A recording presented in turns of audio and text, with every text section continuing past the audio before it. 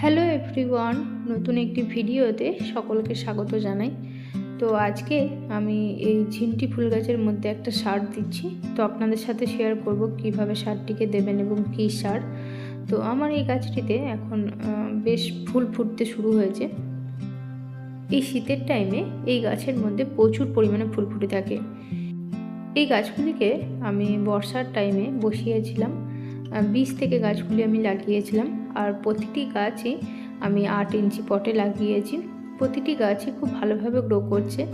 তো এই গাছ আপনারা বীজ থেকে খুব সহজেই গ্রো করতে পারবেন। এই গাছের পরিচর্যা খুব কম করতে হয়। এই গাছগুলি থেকে আপনারা কিন্তু সম্পূর্ণ শীতকালে প্রচুর পরিমাণে ফুল পাবেন।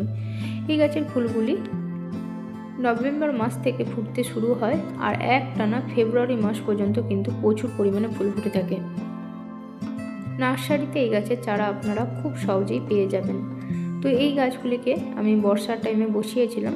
বীজ থেকে গাছগুলি আমি লাগিয়েছিলাম। বর্ষার টাইমে আমি এই 8 ইঞ্চি পটে গাছগুলিকে বসিয়েছি।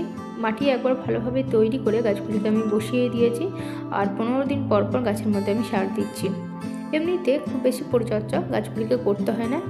গাছের মাটি সব সময় ময়েস্ট রেখে দেবেন, আর গাছের প্রয়োজন অনুযায়ী গাছগুলিকে খাবার দেবেন। তাহলেই কিন্তু এই গাছ খুব ভালোভাবে গ্রো করবে। আর গাছগুলি আমার ছাদে রাখা থাকে, এখানে কিন্তু সারাদিনের খুব ভালো রোদ পায়। তো যাই হোক, গাছের মধ্যে সার দেওয়ার আগে গাছের খুব ভালোভাবে গোড়াই করে দিচ্ছি। গোড়াই আমি মাঝে মাঝে করে দিই গাছের মধ্যে সার দেওয়ার আগে। তো গাছের মাটিতে যেই আগাছাগুলো জন্মায় সেগুলোকেও তুলে ফেলে দিই। এইভাবে গোড়াই করলে গাছ কিন্তু খুব ভালোভাবে গ্রো করবে। তো প্রতিটি গাছেরই মাটি খুব ভালোভাবে গোড়াই করে নিতে হবে।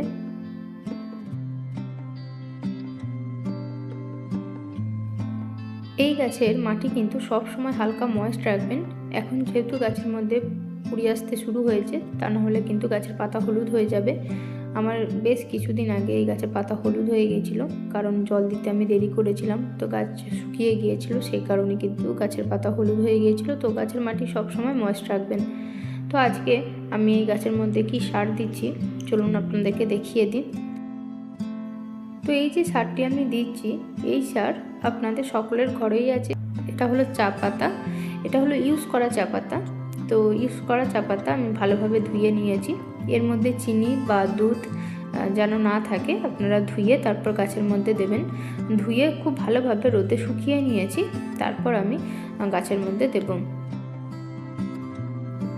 ইউজ করা চা পাতা আমি কিন্তু আমার সব ধরনের গাছেই দিয়ে থাকি, ফুল গাছ বা সবজি গাছ। আপনারা সাধারণত এগুলো ফেলে দেন, ফেলে না দিয়ে এইভাবে কিন্তু ধুয়ে আপনারা গাছের মধ্যে দিতে পারেন। খুব ভালো রেজাল্ট পাবেন এবং ফ্রিতে আপনারা কিন্তু এই সার গাছের মধ্যে দিতে পারবেন।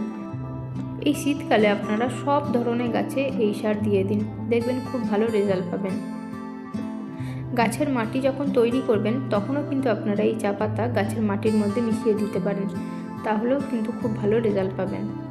তো এই চা পাতা আমি 2 চামচ করে আমার প্রতিটি গাছেই দিয়ে দেবো। খুব ভালো সার এবং ফ্রিতে ঘরে এই সার কিন্তু খুব সহজেই বানাতে পারবেন। তো এইভাবে গাছের গোড়াতে দিয়ে ভালোভাবে মিশিয়ে দিতে হবে। আর আমার গাছের দেখুন মাটি এখন ভেজা আছে, তো আমি জল দিচ্ছি না। আপনারা যদি শুকনো মাটিতে দেন তাহলে অবশ্যই কিন্তু জল দিয়ে দেবেন। লিকুইড সার যদি গাছের মধ্যে দেন, তাহলে যদি গাছের মাটি শুকনো থাকে তারপর আপনারা কিন্তু লিকুইড সার দেবেন। কিন্তু এই সার এরকম হালকা ভেজা মাটিতে দেওয়া যেতে পারে। তো সার দেওয়ার পর খুব ভালোভাবে আমি কিন্তু মাটির সাথে মিশিয়ে দিলাম। আর দেখুন প্রতিটি গাছেই কিন্তু আমি এই সার দিয়ে দিচ্ছি। গাছের ভালো গ্রোথের জন্য যেই পাতাগুলি শুকিয়ে যাবে, হলুদ হয়ে যাবে, সেই পাতাগুলিকে আপনারা কিন্তু অবশ্যই তুলে ফেলে দেবেন। গাছের মাটি সব সময় ময়েস্ট রাখবেন, তাহলে কিন্তু এই গাছ খুব ভালোভাবে গ্রো করবে। এই শীতকালে খুব কম পরিচর্যায় আপনারা যদি খুব সুন্দর ফুল চাইছেন, তাহলে আমি বলবো এই ঝিন্টি ফুল গাছ আপনারা কিন্তু আপনাদের বাগানে অবশ্যই লাগাবেন। খুব কম পরিচর্যা লাগে এবং গাছের মধ্যে কিন্তু প্রচুর পরিমাণে ফুল ফুটে থাকে। সাদা কালার ছাড়াও আরও 2-3 রকম এই গাছের ফুলের কালার হয়ে থাকে। এই সাদা কালারটাই খুব কমন, এটা আপনারা বেশিরভাগ দেখতে পাবেন।